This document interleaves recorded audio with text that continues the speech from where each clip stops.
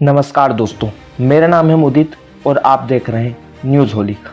आज से 21 तारीख तक हम रोज़ राम जन्मभूमि की स्थापना से आज तक की दास्तां को बयां करेंगे। कहानी है अयोध्या की। अयोध्या, जिसे अयोध्या या अवध के नाम से भी जाना जाता है, त्रेता से अब तक की इस पवित्र नगरी की स्थापना से राम मंदिर के निर्माण तक की कहानी आज हम बयान करने वाले हैं। पौराणिक इतिहास में अयोध्या सबसे प्राचीन और पवित्र माने जाने वाली 7 नगरियों में सबसे पहली है। वो 7 नगरियां अयोध्या, मथुरा, माया, काशी, कांची, अवंतिका यानी कि उज्जैन और द्वारका है। अयोध्या का सबसे पहला वर्णन अर्थवेद में मिलता है। इस वेद में अयोध्याओं को देवताओं की नगरी बताया गया है। अष्टचक्र नवद्वारा देवाना परोध्याय, देवताओं की नगरी कदाचित इसलिए कि ब्रह्मा के मानस पुत्र मनु ने इसकी स्थापना की।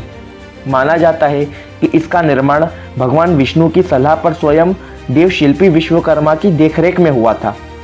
स्कंद पुराण के अनुसार अयोध्या भगवान विष्णु के चक्र पर विराजमान है। यह भी कहा जाता है कि अयोध्या को पहली बार वेवस्त यानी सूर्य के पुत्र वेवस्त मनु ने बसाया। वेवस्त मनु लगभग 6673 ईसा पूर्व हुए। वेवस्त मनु के 10 पुत्र थे। इनमें ज्येष्ठ पुत्र इक्ष्वाकु के कुल का सर्वाधिक विस्तार हुआ। इक्ष्वाकु ने अयोध्या को अपनी राजधानी बनाकर भारत के बहुत बड़े भाग पर राज किया।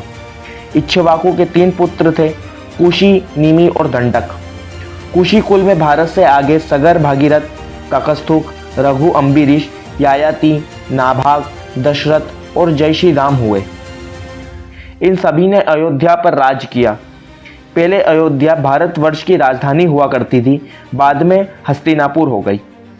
एक शेपक यह भी है कि सगर के 60,000 पुत्र या सैनिक कपिल मुनि के श्राप के कारण भस्म हो गए थे और फिर भागीरथ अपने पूर्वजों के उद्धार के लिए गंगा मैया को मनाकर पृथ्वी पर लाए थे। इसी तरह सूर्यवंशी इक्ष्वाकु की पीढ़ियों में कई यशस्वी राजा हुए।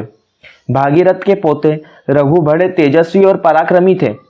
यही कारण था कि इसके बाद इस वंश का नाम रघुवंश या रघुकुल हुआ।